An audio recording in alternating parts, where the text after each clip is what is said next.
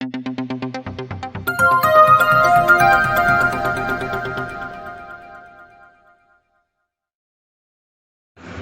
आप देख रहे हैं मदद न्यूज़ चैनल को देखने के लिए सब्सक्राइब करें और बेल आइकन दबाएं ताकि आपको हर खबर मिलती रहे। देश में अमन चैन के लिए बौद्ध धर्म की एकमात्र रास्ता है। उदयपुर शहर के पंडित दीनदयाल उपाध्याय सभागार में रविवार को बुद्धिस्ट इंटरनेशनल नेटवर्क का एक दिवसीय प्रदेश स्तरीय सम्मेलन हुआ। इस अवसर पर प्रोफेसर सुधा चौधरी उद्घाटन के रूप में मौजूद थी और कार्यक्रम की अध्यक्षता प्रोफेसर विलास खरात नई दिल्ली से थे। उन्होंने कहा है कि बिहार की धरती पर बुद्ध को ज्ञान की प्राप्ति हुई थी। वहाँ बुद्ध के उपदेश और संदेश लुप्त हो गए। प्रोफेसर विलास खरात ने बताया है कि हमारी मूल संस्कृति और दफनाया हुआ इतिहास जानना इसलिए भी ज़रूरी है कि आखिर इसको दफनाया क्यों गया था। देश में अमन चैन के लिए बौद्ध धर्म ही एकमात्र रास्ता है। बिहार की धरती पर बुद्ध का ज्ञान की प्राप्ति हुई थी। वहाँ बुद्ध के उपदेश और संदेश लुप्त हो गए हैं। बुद्ध के उपदेश व संदेश को अपनाकर कई देश संपन्न व प्रगति के पथ पर हैं। भगवान बुद्ध के बताए मार्ग पर चल रही इंसानियत, भाईचारा व मानवता स्थापित किया जा सकता है। बाबा साहेब डॉक्टर अम्बेडकर ने अम्बेडकर के ऊपर कार्यक्रम होते रहते हैं, लेकिन बुद्धिज्म का अम्बेडकर के साथ जो रिश्ता है उनको जानते हैं तो उस समय हम स्वाभाविक रूप से मानते हैं कि उन्होंने बौद्ध धर्म ग्रहण किया था, जो कि एक ऐतिहासिक सच्चाई है। मुझे अब बेहद खुशी है इस बात की कि आज ये जो कार्यक्रम है ये एक ऐसे दौर में हो रहा है जब हम सबको ये जानना, समझना और लोग इतिहास का संबंध हमारे दैनिक आचरण और व्यक्तित्व से होता है। इतिहास का संबंध शासन से होता है, जो हमारे बच्चों का भविष्य सिखाता है, हमारे देश की नीति रणनीति बनाता है। हमारा इतिहास हम नहीं जानते हैं या गलत जानते हैं या हमें भुला दिया गया है, इसके जिम्मेदार लोग हमारे लोग नहीं, बल्कि हमारे ऊपर राज करने बातें कहूँगा। दूसरे जो सत्र होगा तब मैं मेरी बात विस्तार से करूँगा, क्योंकि यहाँ विषय रखे हुए हैं और विषय आधारित हमको बोलना है। आप लोग ध्यान से इनको सुने और इनके द्वारा जो कही गई बातें ब्राह्मणवाद की जो है ना, उनकी डेड बॉडी पे उसमें सारी चौखटें लगाने और जो है ना कीलें लगाने वाली, ध्यान रखना, ये ब्राह्मणवाद को खत्म करने की इनके पुख्ता सबूत। राजा था वह उसी का भांजा बप्पा रावल, ये बाद में राजा बना। रावल शब्द का अर्थ निकलता है बौद्ध भिक्षु। ये भी एक इतिहासकारों में विवाद है, हमें वो विवाद आया ही, वही लड़ रहे कि उनकी परंपरा बौद्ध धर्म के साथ जुड़ी हुई है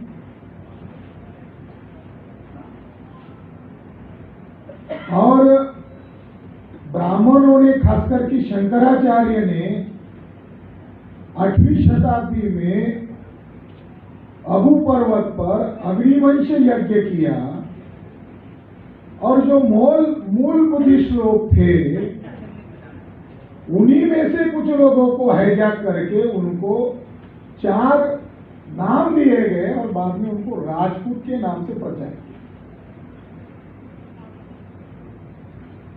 मगर जो अबू पर्वत है, अबू पर्वत का मतलब होता है बुद्ध का पर्वत। ये जो अबू पर्वत है राजस्थान में, माउंट अबू पर्वत, ये बुद्ध से जुड़ा हुआ है। अर्बुद पर्वत यानी बुद्ध का पर्वत, और बुद्ध को ही आदिनाथ या वृषभनाथ भी कहा जाता है। जैसे यहाँ हमारे योगी जी बैठे हुए हैं परंपरा को मानने वाले लोग हैं और पाली टेक्स्ट में नाथ शब्द बुद्ध के लिए आया है। तो भारत में बुद्ध धर्म को आखिरी छोर पर बचाने का काम जिन लोगों ने किया वो नाथपंथी लोग थे। ये भी बुद्ध धर्म की अच्छा था। गोरख शब्दी, गोरखनाथ जी की वाणी को गोरख शब्दी कहा जाता है और गोरख जी अपने हर वाणी में अवधू इस शब्द का जिक्र बार बार करते, अवधू या अवधूत। तो अवधू का मतलब ही बुद्ध से संबंधित है। और एक बड़े स्कॉलर है योगी सूरजनाथ जी, जिन्होंने गोरख शब्दी को अंग्रेजी भाषा में अभी हाल ही में इंटरनेशनल लेवल पर प्रकाशित किया और उन्होंने प्रमाण सिद्ध किया कि गोरखनाथ जी का जो गुरु था वो कोई और नहीं बल्कि बुद्ध ही था। दुनिया लेवल पर मान्यता हो गई। साथियों, 1850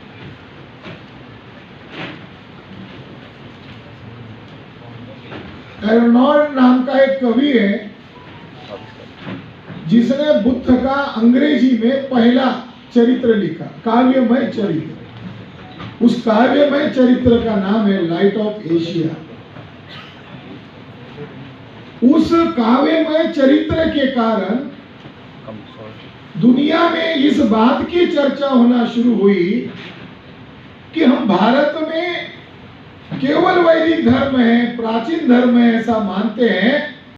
बाबा साहब अम्बेडकर ने जब बुद्ध धर्म को अपनाया तो कार्यक्रम दोपहर में था, सवेरे प्रेस कॉन्फ्रेंस आयोजित की गई।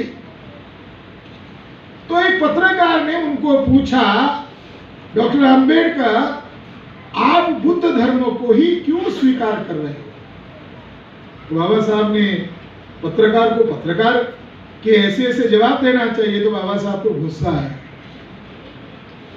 और बहुत गुस्सेले स्वर में उन्होंने कहा, ये सवाल तुमने मुझे पूछने की बजाय तुम अपने बाप को पूछकर आते तो अच्छा होता।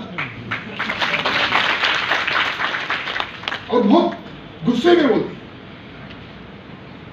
क्योंकि वो बाबा साहब को टॉर्चरिंग करने की दृष्टिकोण से पूछ रहा है।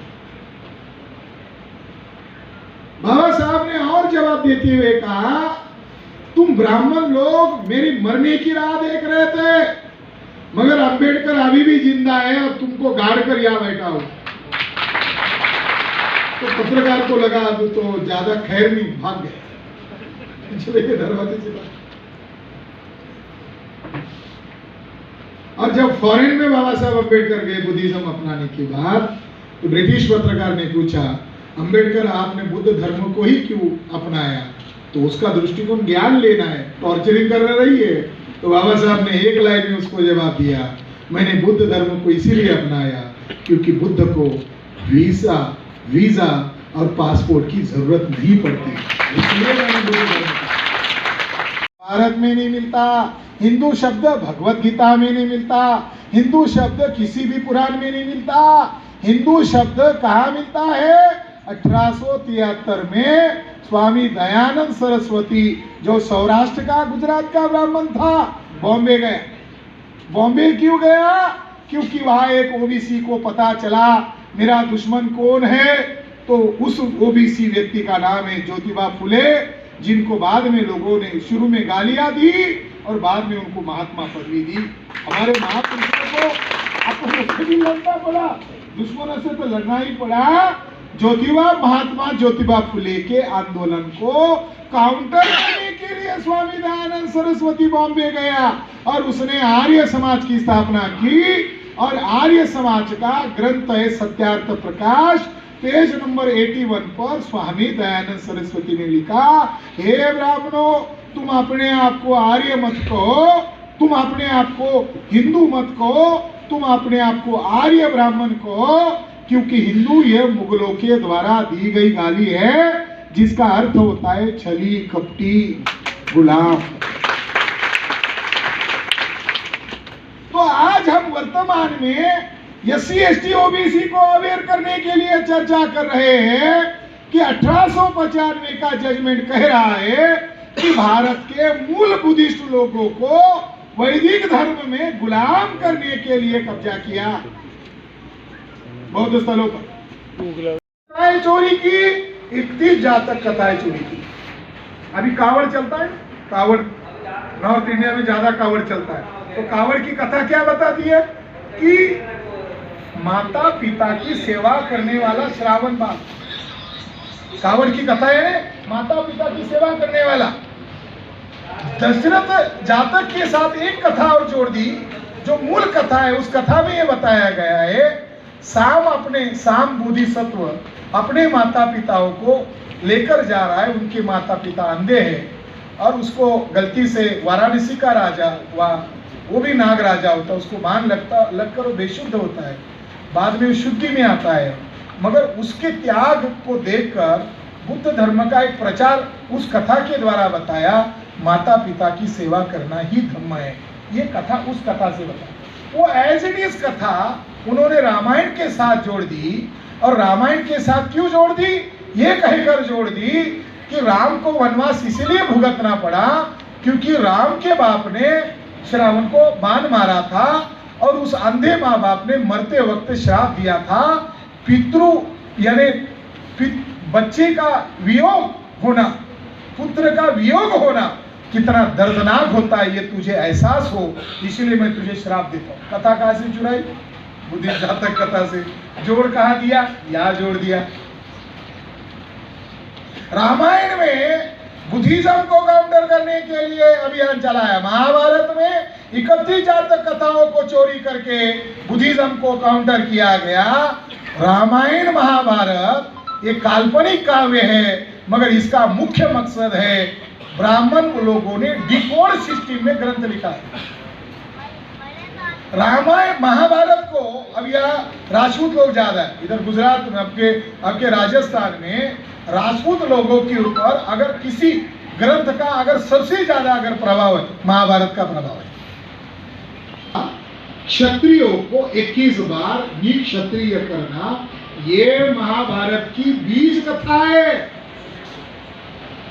महाभारत में परशुराम क्षत्रियों को 21 बार मार रहा है, इसका संदर्भ महाभारत में 130 बार आता है। महाभारत में अगर सबसे ज्यादा उल्लेख किसी व्यक्ति का आता है, परशुराम का आता है। वन में जाते हैं तो खांडा वन में जाने के बाद वो नागों के बस्ती पर कब्जा करते हैं और नागों को इकट्ठा करके बांधकर जलाकर मारते हैं। तो एक अगस्ती मुनि आकर एक नाग को बचाता है।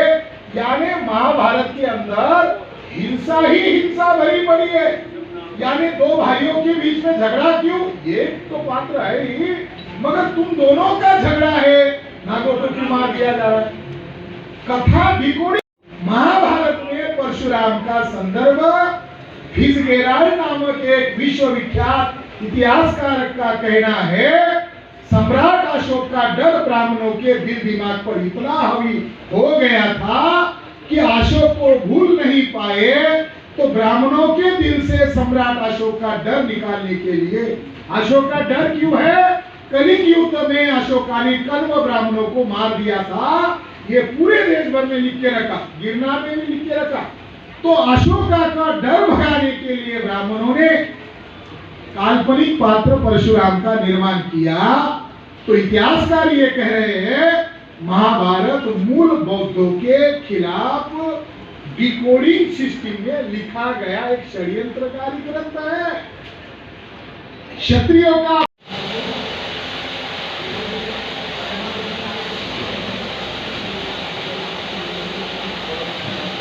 हो गया? अरे एक मिनट, हाँ चलो, ये आना चाहिए, मैं ये खरीद रहा हूँ।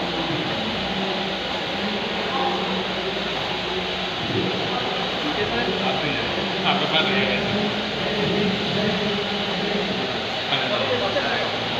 आंदोलन की नीति है, और आप ऑनलाइन भी जमा करा सकते हैं।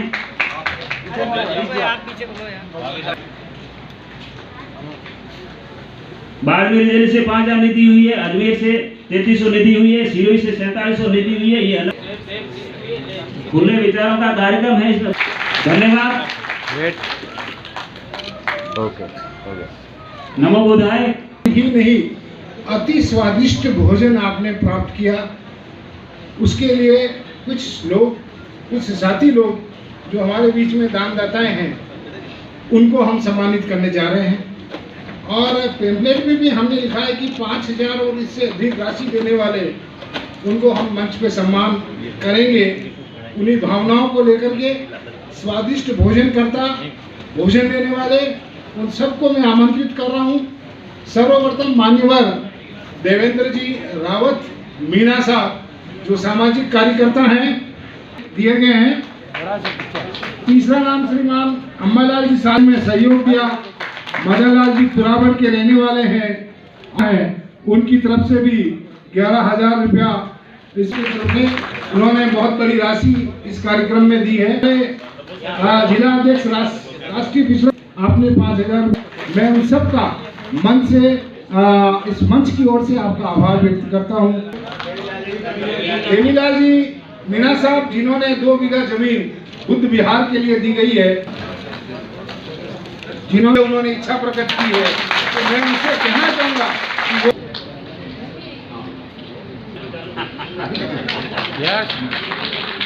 आपका बहुत बहुत आभार। इनकी मैं पूरी की पूरी पूरा का पूरा जो श्रेय है आदरणीय हमारे गणेशलाल जी जो हमारे वामसेप महासचिव राजस्थान। आज बुद्धिस्ट इंटरनेशनल नेटवर्क का राजस्थान राज्य अधिवेशन प्रथम अधिवेशन हुआ। माननीय विलास खराज साहब माइनॉरिटी मोर्चा के राष्ट्रीय प्रभारी और बुद्धिस्ट इंटरनेशनल नेटवर्क के राष्ट्रीय प्रभारी पधारे, जिन्होंने बहुजन मूल निवासियों को ST SC OBC और सभी माइनॉरिटी के लोगों को बुद्धिस्ट इंटरनेशनल नेटवर्क के सामाजिक पूरे कार्यक्रम के संबंध में बताया। राष्ट्रीय अत्याचार निवारण फोर्स कार्यवाहक अध्यक्ष राजस्थान, आज आपके चैनल के माध्यम से मैं ये बताना चाहता हूँ कि उदयपुर में प्रथम बार बुद्धिस्ट इंटरनेशनल नेटवर्क का राज्य अधिवेशन हुआ। इसके उद्घाटक प्रोफेसर मैडम की उद्घाटक जो है आयुष्मती प्रोफेसर सुधा चौधरी, विधानसभा विभागाध्यक्ष दर्शन शास्त्र MLSU, और इसके जो है मुख्य जो वक्ता है या अध्यक्षता जो करने वाले हैं वो माननीय प्रोफेसर विलास खराज, जो बहुत ही वैज्ञानिक साइंटिफिक तरीके से हमारे को बताया। उन्होंने बताया कि हमारा जो मूल निवासियों का जो दफनाया हुआ इतिहास है, वो उस दफनाया हुआ इतिहास वो इसलिए ज़रूरी है कि क्यों दफनाया गया, ये जानना हमारे मूल निवासियों के लिए बहुत ज़रूरी है। और विलास खराज साहब ने बहुत ही वैज्ञानिक तरीके से साइंटिफिक भाषा में उन्होंने जो बताया गया था कि आज जितना भी भारत में जो हिंदू धर्म के भगवान या बुद्ध के जो स्थल हैं उनको जानबूझ करके इन ब्राह्मणवादी मनोवादियों ने जो है उसको तरह तरह के भगवान को रूप दे करके हमारे इतिहास को नष्ट कर दिया। तो ये एक बहुत बड़ा मूवमेंट इस देश में इस बुद्धिस्ट इंटरनेशनल नेटवर्क की तरफ से चलाया जा रहा है और हमारे लोगों को घर घर तक उस इतिहास को पहुंचाएगा। सर, आज का जो अधिवेशन हुआ है झीलों की नगरी में फर्स्ट टाइम बुद्धिज़्म पे जो चर्चा हुई है सर, उस पर पूरे देश भर में 25 राज्य अधिवेशन चल रहे हैं। इसके श्रृंखला के अंतर्गत आज उदयपुर में ये प्रथम राज्य अधिवेशन संपन्न हुआ। राजस्थान में आए दिन जो जुल्म हो रहे हैं, जाति उत्पीड़न हो रहे हैं, तो लोगों में ये क्रिया प्रतिक्रिया हो रही है कि इस धर्म में कैसे रहे जहाँ हमें आज भी अछूत माना जा रहा है और आज भी हमारे लोगों को मानवीय अधिकार नहीं दिए जा रहे हैं। तो बाबा साहब अम्बेडकर के राह पर चलना चाहिए। ये विद्रोह की विचार राजस्थान के लोगों के अंदर भी निर्माण हो रहे हैं। तो मैं देख रहा हूँ और मुझे महसूस भी हो रहा है कि लोगों में कितना बड़ा विद्रोह है। मुझे बहुत खुशी हुई राजस्थान में आकर, और प्रथम राज्य अधिवेशन में लोगों का इतना उत्साह और लोगों को इतनी जिज्ञासा है बुद्धिज़्म को लेकर, ये देखकर मैं बहुत खुश हुआ। सर, अधिवेशन का आज मुख्य उद्देश्य क्या था? राजस्थान में बुद्धिस्ट इंटरनेशनल नेटवर्क की गतिविधियों को बढ़ाना, ये हमारा प्रशिक्षण ही एक ढंग से। दूसरा, संगठन शक्ति के साथ साथ विचारधारा का भी परिचय लोगों को हो, तो उसमें हम काफ़ी हद तक कामयाब है। बुद्धिज़्म पे जो सर जीवन दर्शन है बुद्ध का, उस पर चलते हुए जो ये आज समाज चल रहा है, या आप आह्वान कर रहे हैं कि बुद्ध जीवन सर्वश्रेष्ठ जीवन है, धम्म जीवन श्रेष्ठ है, सर उस पर प्रकाश डालिए थोड़ा। बाबा साहब अम्बेडकर ने 13 अक्टूबर 1935 को नासिक के येवला में जाहिर किया था कि हिंदू में पैदा हुआ, ये मेरी बस की बात नहीं थी, मगर मैं हिंदू के तौर पर मरूंगा नहीं, ये मेरी बस की बात है। और 35 से लेकर 56 तक 22 साल बाबा साहब अम्बेडकर ने लगातार मेहनत की। वो केवल महाराष्ट्र तक मेहनत नहीं की, बल्कि ऑल इंडिया में मेहनत की। और अशोक विजयादशमी के दिन यानी 14 अक्टूबर 1956 को बौद्ध धर्म को अपनाया। तो बौद्ध धर्म बाबा साहब के विचार से हमारे लिए पराया नहीं है। हम मूलतः 1700 जाति में बटे हुए अनुसूचित जाति के लोग मूलतः बुद्धिस्ट है। अभी ट्राइब्स लोग भी कह रहे कि हमारी विचारधारा बुद्धा के साथ है, क्योंकि इस पूरे इलाके में तो बुद्धा के अवशेष ही है। ओबीसी का मूल धर्म बुद्धिज़्म है। तो बुद्धिज़्म को आधार बनाकर हम लोग जातियों में बटे हुए हैं, हमें समानता चाहिए। अगर समानता कहाँ मिलेगी? तो बुद्धिज़्म में मिलेगी। तो आज वैचारिक रूप से प्रबंधन हो रहा है, तो आने वाले समय में राजस्थान में उसके अपेक्षित रिजल्ट आएंगे। पूरा विश्व बाबा साहब को नॉलेज ऑफ सिंबल कहता है। उनका लिखा हुआ संविधान होते हुए भी अगर जाति उत्पीड़न होता है, सर उस पर आप क्या कहेंगे? तो उसके लिए संविधान जिम्मेदार नहीं है। बाबा साहब अम्बेडकर ने आखिरी स्पीच किया, आपको मैं याद दिलाना चाहता हूँ। बाबा साहब अम्बेडकर ने कहा, संविधान कितना ही अच्छा क्यों न हो, मगर उसका अमल करने वाले अगर शैतान रहे, नालायक रहे, तो संविधान को खराब कर देंगे, संविधान का अमल ही नहीं होने देंगे। तो हम इस देश में राजनीतिक लोकतंत्र को अपना रहे हैं, मगर जब तक सामाजिक लोकतंत्र लागू नहीं होगा तब तक राजनीतिक लोकतंत्र को कोई आधार नहीं है। तो आज वर्तमान में चाहे वो राजस्थान हो या ऑल इंडिया के अलग अलग सूबे हो, आप देख रहे हो, आप मीडिया से जुड़े हुए हो, क्षेत्रीय दलों को ख़त्म करने का राजनीति चल रहा है और आम लोगों के वोट के अधिकारों को छीना गया है। आम लोगों की इसके बारे में कोई मीडिया जानकारी नहीं दे रहा है। ईवीएम में फ्रॉड करके ये चुनाव जीत रहे हैं। पत्रकारों की हत्याएं की जा रही है। जो स्कॉलर लोग हैं उनको गोलियों से भुना जा रहा है। तो आने वाले समय में ये बहुत विकराल स्वरूप ले सकता है। हम जो काम कर रहे हैं इस देश की परिस्थिति को कंट्रोल करने के लिए कर रहे हैं। तो सर उसके लिए संविधान के अनुरूप आप क्या मिशन चला रहे हैं सर? तो जल्द ही हम लोग नागपुर के आरएसएस हेडक्वार्टर पर मोर्चा लेकर जा रहे। जो लोग संविधान बदलने की बात कर रहे हैं, तो अब कलेक्टर को ज्ञापन देने से नहीं होगा, राष्ट्रपति को भी ज्ञापन देने से नहीं होगा। अब वही जाएंगे, वही मोर्चा निकालेंगे और वही उनको जवाब मांगेंगे। तो संविधान के अंतर्गत व्यवस्था दी गई है कि आप राजनीति में आसीन होकर आप अपना चला सकते हैं सर राज। तो बाबा साहब ने यह भी कहा कि ब्राह्मण हमारे लोगों के जूते की फीती खोलेगा। SC ST OBC के लोग साझा मंच बना लेंगे तो उनको शासक बनने के लिए कोई नहीं रोकेगा। तो हम SC ST OBC को इकट्ठा कर रहे हैं, साझा मंच कर रहे हैं। Thank you. मोतीलाल सिंघानिया, राष्ट्रीय संयोजक भारतीय विद्यार्थी छात्रावास संघ नई दिल्ली। आज के राजस्थान राज्य के बुद्धिस्ट इंटरनेशनल नेटवर्क का प्रथम राज्य अधिवेशन यहाँ उदयपुर जिले में जो संपन्न हुआ, जिसकी अध्यक्षता माननीय प्रोफेसर विलास कराज सर, राष्ट्रीय प्रभारी बुद्धिस्ट इंटरनेशनल नेटवर्क नई दिल्ली के द्वारा की गई। और सेकंड सत्र के उद्घाटक के रूप में मैं स्वयं था और प्रथम सत्र की उद्घाटक आयुष्मती सुधा चौधरी जो विभागाध्यक्ष दर्शन शास्त्र MLSU उदयपुर से थी। तो ये प्रथम जो राज्य अधिवेशन हुआ बुद्धिस्ट इंटरनेशनल नेटवर्क का, इसके माध्यम से बौद्ध सभ्यता को किस तरीके से दफनाया गया, किस तरीके से दबाया गया, उनमें अलग अलग हमने सब्जेक्ट के ऊपर बात रखी। जिस तरीके से एक मद्रास हाई कोर्ट का एक जजमेंट था कि मद्रास के अंदर सेलम डिस्ट्रिक्ट के अंदर जो एक मंदिर था जिसमें एक मूर्ति का लेप करके उनको हिंदू देवता के रूप में पूजा पाठ किया जा रहा था, जबकि वहाँ 2017 का जजमेंट और मद्रास हाई कोर्ट में रिट लगाई कि ये मूर्ति बुद्धा की हैं और बुद्ध भगवान जिसको बुद्धिस्ट कभी मूर्ति पूजक नहीं हैं। तो इसके जब वहाँ के डिस्ट्रिक्ट के कार्यकर्ताओं ने जब इसके लिए रिट लगाई तो उसके बाद में मद्रास हाई कोर्ट ने जजमेंट दिया वहाँ के पुरातत्व विभाग को कि इसकी आखिर में जांच की जाए कि ये मूर्ति क्या है।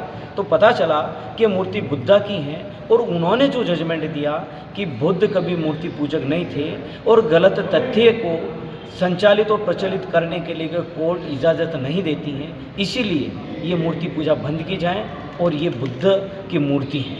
सर, आज का जो आपका आयोजन रहा है बुद्धिज़्म इंटरनेशनल का, जी सर, इसका प्रमुख उद्देश्य क्या था? हमारा प्रमुख उद्देश्य ये है कि इस देश में जो अब भारत का प्रधानमंत्री विदेशों में जाकर बोलता है कि मैं गौतम बुद्धा की धरती से आया हूँ, मैं बुद्धा की धरती से ही आया हूँ और पूरे विश्व में बुद्धा की सत्य और उनके भाई बंधुत्व, स्वतंत्रता, न्याय के आधारित और सत्य के आधारित पूरा विश्व बुद्धा को जानता है। लेकिन भारत में बुद्ध सभ्यता को दबाया जा रहा है। बुद्धिस्ट जो मूवमेंट था, जो सभ्यता थी, जिनको दफन करके, क्योंकि ये पाखंडवाद के खिलाफ हैं, सत्यता की बात रखता है, ये भारत के मूल निवासियों को पता ना चले, इसीलिए उनको दबाया जा रहा है। तो बुद्ध भारत में देश हैं, इसीलिए उसको बताने के लिए, पूरी जानकारी हमारे लोगों तक पहुंचाने के लिए आज ये कार्यक्रम रखा गया। सर, बुद्धिस्ट जो एक जीवन पूरा दर्शन है बुद्धिस्ट का, जी, भारत में इसका प्रचार प्रसार है, नालंदा से भी शायद इनका जुड़ाव है जी।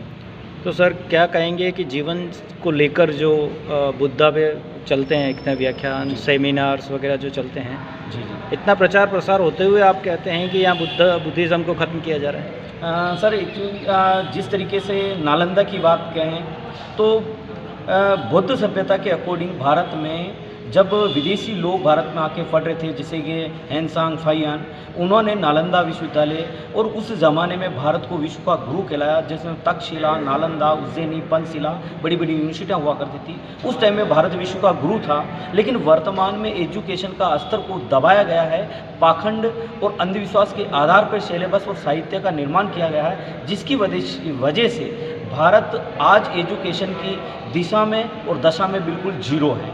जो विश्व गुरु को लाने के पीछे जो आप बता रहे हैं कि बुद्ध का दर्शन शास्त्र था, जी जी, बताया ये जाता है कि आश्रम पद्धति की वजह से, गुरुकुल पद्धति की वजह से भारत बढ़ा और बढ़ा। सर, ऐसा कहीं उल्लेख नहीं मिलता है, क्योंकि गौतम बुद्धा के टाइम में भारत सोने की चिड़िया कहलाता था और विश्व का गुरु कहलाता था। लेकिन जो आश्रम पद्धति या और उसकी बातें, ये सारी पाखंड और आदमी को, और जो भारत की सभ्यता है सत्य और तर्क वितर्क और ज्ञान के आधारित पर हैं, उससे डाइवर्ट करने का एक बहुत बड़ा षड्यंत्र है, जिसकी वजह से लोगों को मानसिक गुलाम बनाया जाता है। बुद्धा खुद कहता है कि मैं भगवान नहीं हूँ, मैं रास्ता बता सकता हूँ, उस पर चलना तुम्हें ही है, और जो सच रिजल्ट निकलेगा वो सही है। स्वयं के गुरु स्वयं बनो। जी, तो इसीलिए आज उसके माध्यम से ये कार्यक्रम आयोजित किया गया।